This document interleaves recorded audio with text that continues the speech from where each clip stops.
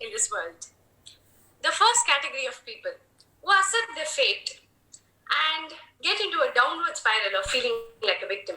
The second category of people who rise against all the odds, eliminate self-pity, and eventually become the most inspirational people on the planet. Good evening, fellow leaders and guests. There were days in 2020 when I felt so low. That's when I attended a conference where one social worker started speaking about her life. Let me share a story with you. What would you do?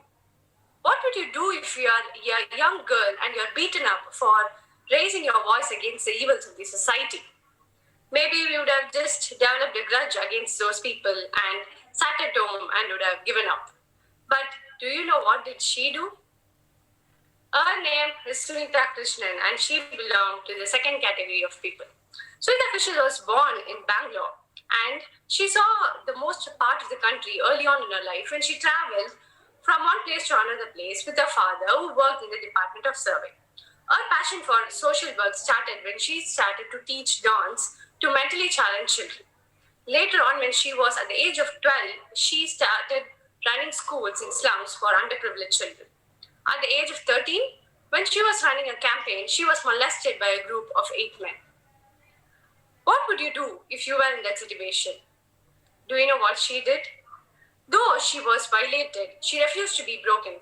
And then she started an organization which assists the trafficked women and children to find shelters. She didn't stop with that. This incident served as an impetus for her to start the organization. In one of her TED Talks, she says, she never felt like a victim, then and now.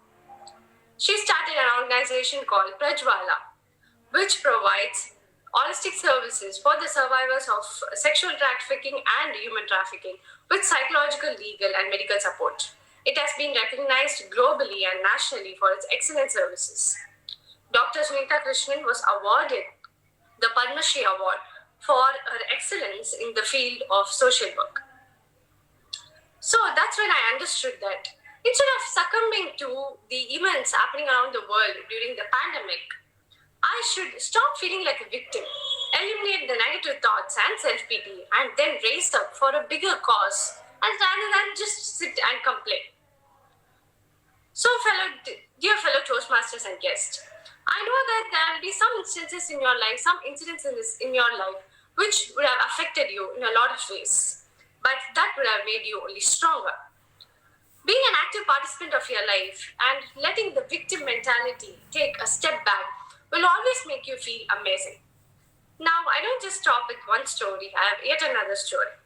This story is about a young girl who was abandoned at the age of 1.5 years. When she was 18 months old, she was abandoned by her own parents, and later on she developed cancer in her body due to the guilt and resentment she had for years. What would you do if you were in that situation? Let me share the story of Louise A. Louise A. was a woman who was born during the 1930s, and she was abandoned by her parents, as I told you, at 1.5 years, and her childhood was marked by poverty and years of abuse by a stepfather. Later on, she moved to New York City, she became a model, and then she married a man who also left her again after 14 years. Because of all the hatred she had in her heart, she developed the cancer in her body. During the 1980s and 1990s, when cancer was considered as such a big disease that couldn't be healed, she healed herself in just 6 months by repeating positive affirmations to herself, and also by listening to a lot of positive thoughts. So then she went on to create this as a career.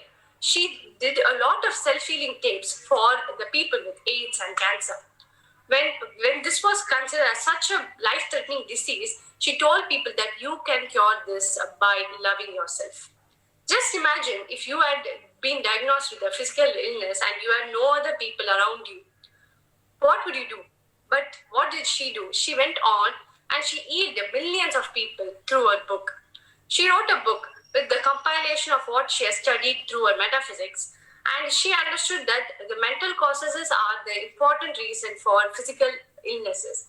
And she wrote the book called You Can Heal Your Life, which is the international bestseller with more than 50 million books sold worldwide today. When I read a book of hers, which is called The Power is Within You. That's when I felt my true power. I understood that even I can be so positive. So each time a negative thought just pops in my mind, I just ask myself, Jayashree, what is this thought doing to you? Is it helping you in any which ways? And then I understand, okay, so this is the time to think positively. And you're not going to be this person who's throwing the pity parties. Just try to stop them. So fellow leaders and guests, the most inspirational people in the planet would have cried a lot. They would have faced a lot of challenges. But you know what? They will take back this word and keep fighting again and again. So to all the inspirational Toastmasters from Chennai Communicators Club and as well as Chennai Toastmasters Club, I just request you to change the story you're telling to yourself. Try to rewrite your story by taking back this word and to keep fighting and keep inspiring. TMOD, what would you do? What would you do if you don't have self-pity? Over to the TMOD.